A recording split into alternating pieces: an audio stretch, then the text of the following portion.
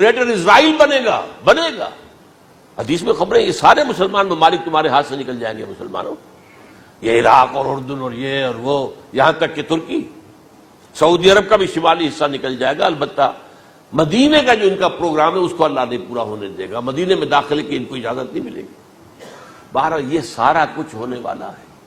وہ وقت بھی آنے والا ہے کہ حضور کی ایک حدیث کے مطابق ایک شخص کے 1000 بیٹے ہوں گے تو 999 ختم ہو جائیں گے ایک بچے کا۔ یہ وقت بھی آنے والا ہے کہ حضور فرماتے ہیں اتنی بڑی جنگ ہوگی، اتنی خوریزی ہوگی کہ پوری زمین اٹ جائے گی لاشوں سے۔ تو پرندہ جو ہے کوئی، ایک تو پرندے ہوتے ہیں کہ جو مردار خور ہے، گدھ ہے، وہ تو بڑی خوشی سے اتریں گے، تناول فرمائیں گے لاشوں کو۔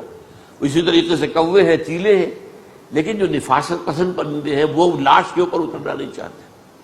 تو ایک پرندہ اڑتا چلا جائے گا، اسے کہیں زمین پر اترنے کی جگہ نہیں ملے گی، لاشیں ہی لاشیں ہوں گی، یہاں تک کہ وہ تھک ہار کر اس کی جو ہے پر جواب دے جائیں گے، گرے گا تو لاش پر گرے گا۔ یہ وقت آنے والا، اور یہ یہودیوں کے ہاتھ میں، یا یہودیوں کے جو سپورٹرز ہیں اس وقت، جو ان کے ہاتھ میں آلہ کار ہے، ان کے ہاتھ میں آلہ ہے۔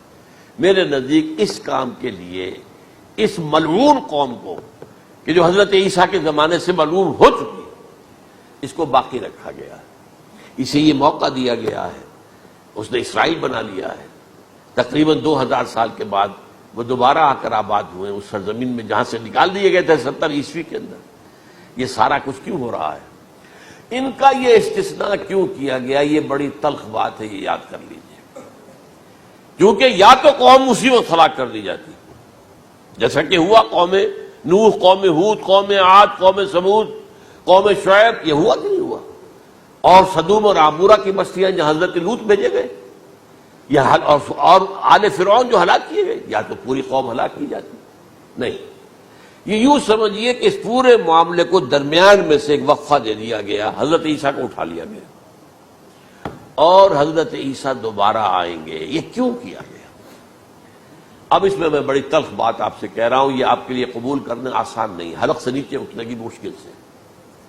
اس قوم کو زندہ رکھا گیا ہے جو ملعون اور مغضوب علیہم قوم ہے۔ سب سورہ فاتحہ میں مفسرین لکھتے ہیں ضالین، یہ نصارہ ہے، اور مغضوب علیہم یہ یہودی ہیں۔ اور قرآن کہتا ہے لعن الذین کفروا من اہل الکتاب علی لسان داؤد وعیسی ابن مریم، لعنت کی گئی ایک ملعون اور مغضوب قوم کے ہاتھوں آخری امت محمد، اور اس کا بھی بہترین حصہ، اس پر عذاب ان کے ہاتھوں آئے گا۔ عربوں پر عذاب یہودیوں کے ہاتھوں، اس لیے ان کو بچایا گیا۔